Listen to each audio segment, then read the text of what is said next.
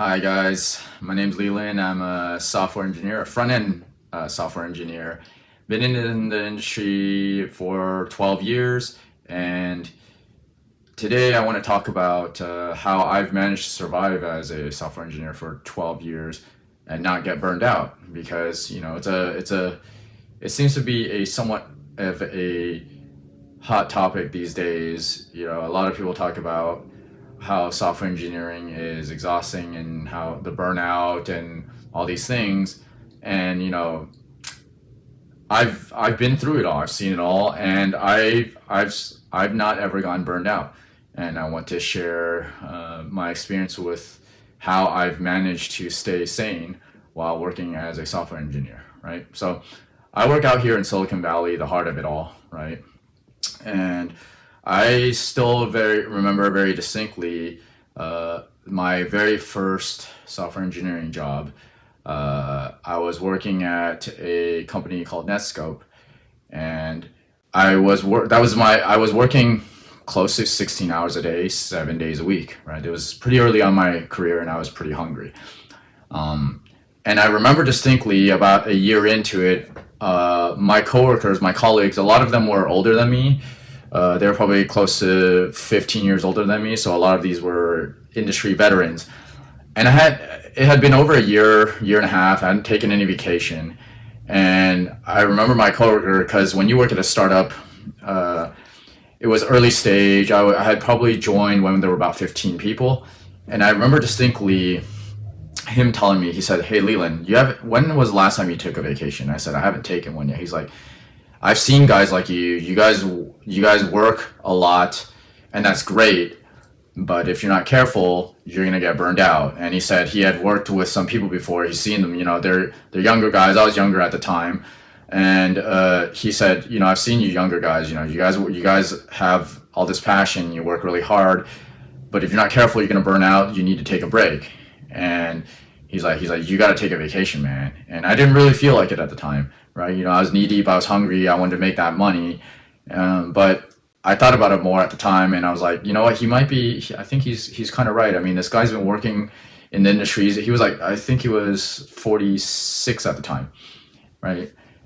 This was 12 years ago, and so I remember I was thinking, well, you know what, he might be right. Especially I knew that he also worked pretty hard himself, right? We worked together all the time, and even the CEOs I remember at this startup were working pretty hard. But then I thought about it, I was like, he's right. I haven't taken a vacation, and why shouldn't I, right? Because after all, the vacation, you're gonna get paid for it anyway. So it's like, in a lot of ways, it'd be silly not to take advantage of the vacation, right?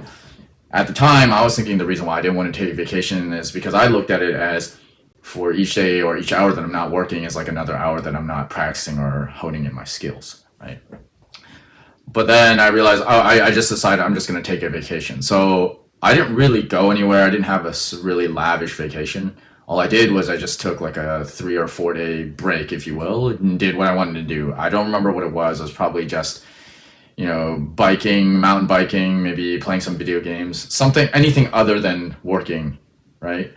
And after that moment, I realized to myself, I was like, yeah, I mean, one is I'm not going to lose my job. Two is a few days off isn't going to completely ruin my momentum. And I had this nice little feeling. I was like, okay, now I'm ready to go back to work, right? Like I took a break and I was ready to go back to work. I say this to say that, I'm no stranger to working a lot, right? I know what it's like to work 16 hours a day, over 100 hours a week, like 140 hours a week, right? And I think, you know, definitely one is if you haven't taken a vacation, take a vacation, right? Like your company is giving it to you. At minimum, take 3, 4 days, 5 days if you have to. Uh, like it's definitely recommended, even if, and who cares if your manager like gives you crap about taking a vacation? I mean, you're entitled to one, right? So if you haven't taken a vacation in a year or two, take one. That's starters. Then there's the mindset aspect that you need to that I think is incredibly important in order to survive as a software engineer, and also just in any career, any really highly demanding, career, because no matter what job you have, you're gonna have clients that you don't like. You're gonna have managers that you don't like. You're gonna have coworkers that you don't like, or maybe or you guys just have differences for various reasons, right? I mean, it's natural. We're all human. We don't all think exactly the same, and so there's going to be disagreements sometimes, and you're not going to always get things to be the way that you want it to. So then what happens when your manager starts giving you all this stuff or starts making you feel sort of toxic, or just kind of makes the environment sort of toxic, right? Well, you really have a couple options. One, the first obvious one is, if you can, start looking for a new job if you really hate your job. That's one. But I would even argue, though, that before you even start doing that, you have to ask yourself, like, your current situation, is it really that toxic? Like, right? Because there is no perfect job.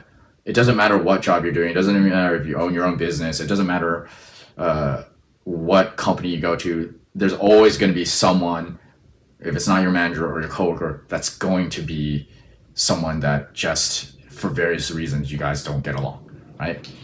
And so what has served me well is, every time I start getting somewhat emotional, or I start thinking, this is such a toxic place and things like that, I first ask myself, I start thinking about, like, well, what are things that I can control, first of all, and also thinking about the positive aspects of the job, and do those, and does that is there more positives than negatives, right? And also, can I manage this toxic, or this relationship with my coworker in such a way that we can come up with something that we can somehow manage to work together, right? And I think sometimes what it is you just have to let go, right? I mean, for me, I'm very particular about code quality. I'm very particular about the details. And then I've worked with people in the past before that they're not, and I continue to encounter those. So like their code quality is not up to my standard, right? Or like, I have certain ways that I like things. Like I'm very particular about the user experience, about the UI and all these things, the design. And sometimes, obviously you don't work in a vacuum. You're always working in a team, generally speaking, if you work in any sizable project. And so that means there's going to be other people contributing, right? So you don't have control over exactly how they write their code. You can choose whatever frameworks you want. It doesn't matter. It doesn't prevent people from writing code in a certain way, in their certain style, and sometimes, it's not. I've kind of let go a lot of that now. I mean, you can use linters. You can certainly there's tools like linters. Like ESLint, right, helps a lot. So use a code formatter for sure, right? Then of course I think TypeScript will help also as well. But in the absence of using technology to sort of help guide the team to be sort of a little bit more cohesive with or more consistent with writing the code, I think a lot of it also has to do with just communication, right? And sometimes your coworker strongly believes this is something, and you strongly believe this is something, and you might have to either come to a middle ground, or sometimes you have to ask yourself, like, is what I strongly believe, does that actually matter that much? Or is it just what you can just go with theirs and it's not the end of the world, right? And if after all doing all that doesn't work, like you try to work with your coworkers, you try to think positively about the whole situation, you realize this is just something that is not fixable, if you will, right? Like maybe you gave it a shot for a few weeks or something. Then I would say then after that, then you can start thinking about looking for a new job, right? And still, even during that whole time where you're just really just gritting your teeth, thinking like, man, I hate going to work. It's so annoying. And you still have to pretend or just suck it up, right? Suck it up until you get the new job. Right? I can't tell you how many times I've had to do things where I just it was just horrible, right? I mean, I still remember times where, like, when I'm very early on in my career, before I even actually started my first actual real programming job, like joining an actual startup, I was doing freelance work, right? And I remember I had clients, they would just be absolutely toxic, right? They'd say like, hey, you should know better, like, how do you not know SEO? And I'm like, I'm not an SEO expert. Why would I know this, right? But I don't tell him that. I'm just thinking in my mind, right? But then I just figured, no, I just got to suck it up. I'll let him have his ego, and when we're done with this project, I just won't work with him ever in the future, right? Or I've had other times where I worked with an outsourced team, and I pushed some code, right, and this happened regularly, and I still had to deal with it because I didn't have a choice because I needed to make some money anyway. And I would push code, and then the next day I would pull from GitHub, and I'm like, what happened to my code that I just did yesterday? And it turned out they had a conflict, and they just basically reverted my code, and then they just pushed theirs. And this happened like regularly, right? And I had to inform my clients that this was happening because they had hired the outsource team and they wanted me to work with them, right?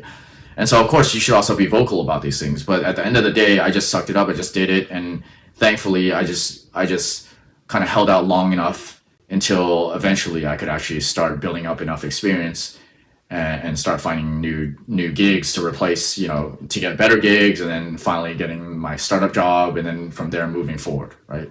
So it requires a lot of grit and persistence in order for you to survive in this industry, right? And I can tell you, I've been laid off, I don't know how many times now. I want to say I think I've already been laid off. Well, I've been laid off twice as a software engineer, but I've been laid off 3 times in my life. So yeah, I mean, and every single time I've always found another job afterwards. And a lot of times it was a job that ended up paying me better and was just a better culture fit, right? And so, I think it also helps a lot for you to think about what your long-term vision is, right? Think about your long-term vision. Think about where you really want to go in your career, and then start also, I think, and I know this can be exhausting and not everyone can do this, but if you can, I also worked and practiced outside of work, right? Because if you don't do that, then how are you gonna improve? Yeah, you improve by just work, right? That's 8 hours a day minimum. You work at your job and you improve. But if you want to accelerate your growth, and accelerating your growth opens up your options, and that's how you also then further move forward in your career, right? And that's how you end up getting better jobs, right? Because also a lot of times what happens is, if you're not that experienced, most of the time your beginning jobs are going to be not the most interesting projects, right? Because you just don't have enough experience. So if you don't have that much experience, why is someone going to give you the responsibility to be the architect or to call the shots on these projects, right? Early on in your career, sometimes you're going to have to do things that you don't get to call the shots. You got to listen to the senior engineer, you got to listen to the manager, you just got to do what they tell you, right? But eventually, I've been doing it for a while now. I get to call the shots. I get to architect the front end, right? I get to make those decisions. But still, like I said before, even though I get to make those decisions, I still have teammates that eventually contribute to the project. And so over time, I've built enough experience to learn how to put tools and guidelines and documentation in place to sort of also then guide my teammates, right? Sometimes they're people that are not front-end engineers that have to contribute. Sometimes they're less experienced engineers. I mean, you have a wide range of different kinds of people that you're going to have to work with, right? And so a lot of this to survive is also just learning how to manage expectations with your managers and your coworkers, right? So yeah, I think in a nutshell, that more or less sort of covers, I think, when I think back on it, how I've managed to survive burnout is I try to think about the cup half full. And I constantly think about, well, I know this is temporary. Like what I'm dealing with here right now is going to be temporary. And there are many times where I feel like I'm just going to quit. I mean, I've done it before. I one time just left, never said anything, and I just left, right? And I wouldn't recommend that, because that bridge is burned, right? I wouldn't recommend that again. I've only done that once, and it was a really toxic environment. It turned out that I had made the right choice, but still I could have done that in a more professional way, right? Because if you don't conduct yourself as a professional all the time, and that's actually really key too, is you need to make sure you always stay professional, right? Because your reputation is incredibly important. To give you an example, my current job, I work at Palo Alto Networks as a principal front-end engineer, right? And I got this job because I know my friend who is a director in my department, and I used to work with him uh, 10 years back, and it was my professionalism that he recognized. And I've had other people also reach out to me that I've worked with in the past that really enjoy my the way I work. And so it was my professionalism that he called me. I mean, we hadn't talked in years, right? And he called me and he said like, hey, look, I would like you. We have some projects, a pretty important project we need to work on, and I would like you to sort of architect and design this thing for us, right? And it was because of my professionalism that gave me that opportunity. At the time, I was working. I don't know.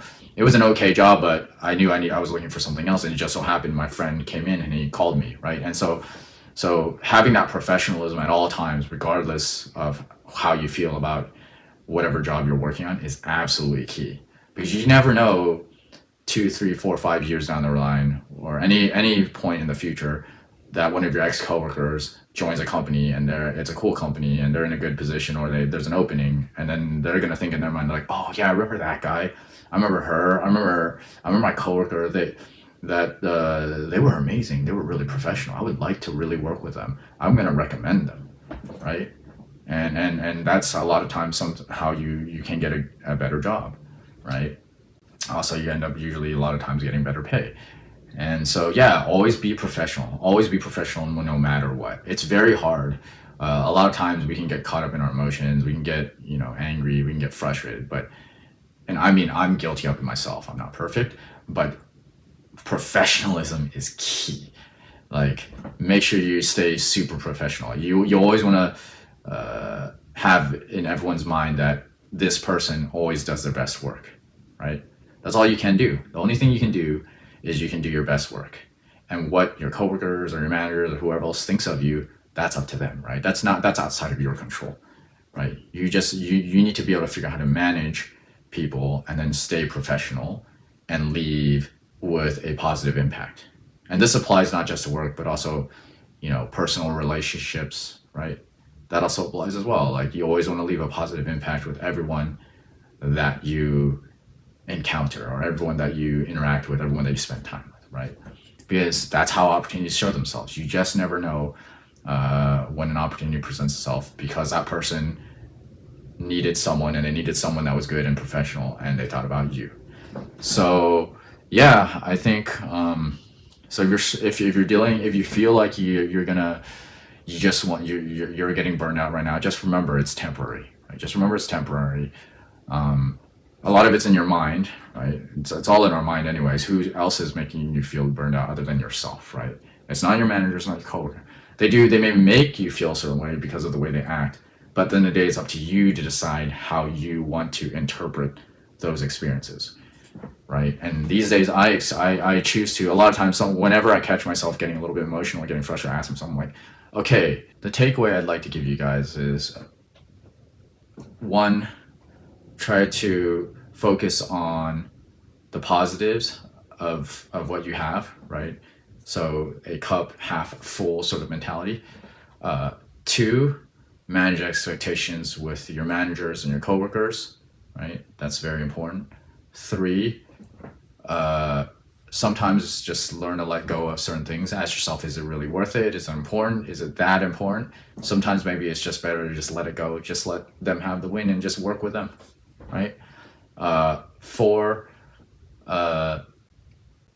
start, if you're not already doing it, doing work outside of work, or practicing or working on hobby projects, learning things, learning new technologies outside of work, if you have the time available. As exhausting as it is, just remember, a lot of the people that are moving forward or getting ahead are doing that. So if you're not doing that, that means you're also falling behind.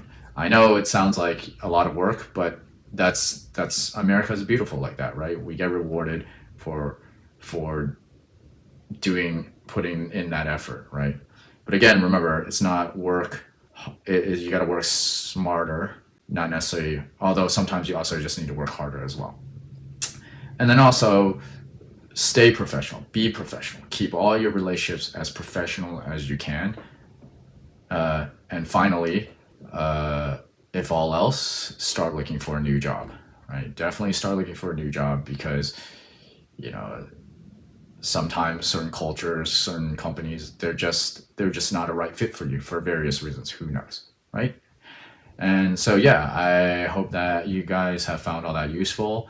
Um, if there's anything you'd like me to talk about, or you have any questions, feel free to leave them in the comments below. Like and subscribe, and I'll see you guys in the next one.